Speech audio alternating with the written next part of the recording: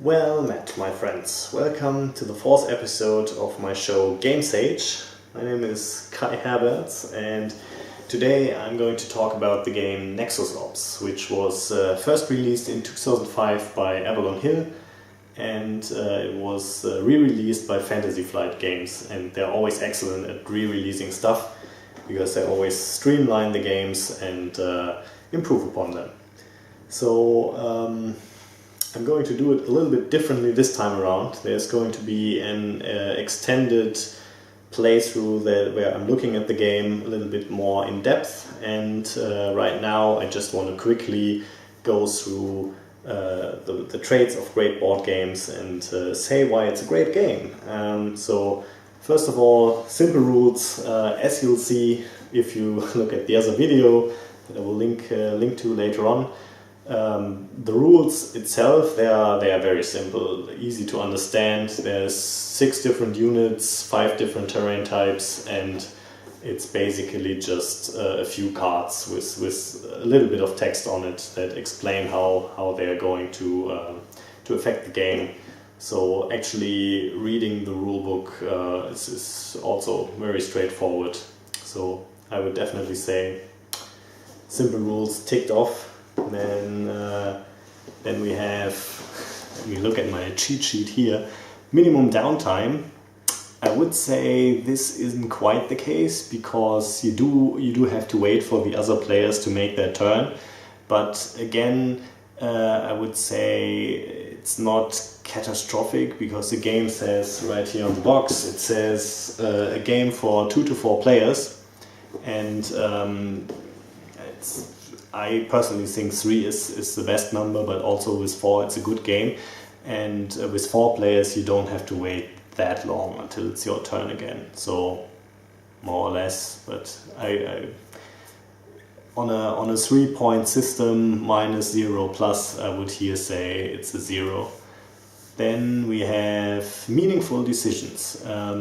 That is definitely ticked off. So first of all, you have to decide which units you're going to build and how what strategy to take. If you're more trying to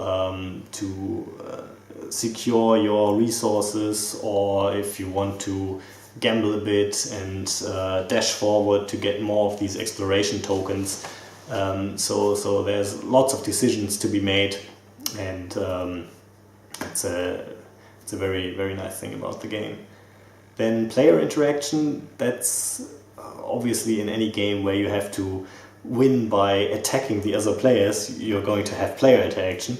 But here it's also an interesting case, which I don't even mention in my little playthrough video, that you can also play special energy cards into the battle of other players. If player A and B attack each other, then player C can say, actually all of your units get this effect in order to have the outcome of the battle become even more catastrophic. And so even when you're not directly involved, there's some interaction possibility. Then no player elimination. This is a tricky thing because in theory there is player elimination in the game, but because each battle gives you victory points and you need to accumulate victory points to win the game, it has never occurred in any of our playthroughs. So whenever somebody was on the verge of being kicked out of the game, somebody had already accumulated the 12 points and the game ended. So I would say it's only a theoretical possibility. In practice it almost never happens, so I would still say this point is well heeded. And then there are a few additional things. So I've googled a bit what other people think are traits of great board games, and so there's the short playing time, which is definitely the case here. It's one of these fast-paced games that you can play and still get in a few other longer games, so no problem there. And setting I would say is a bit lacking, but actually there's an interesting bit about it, which is the units, which are completely new. It's not your standard, oh, this is the infantry and this is a tank and this is whatever. It's a clone, a Spalling, a Shardian, a Magma Blitzer,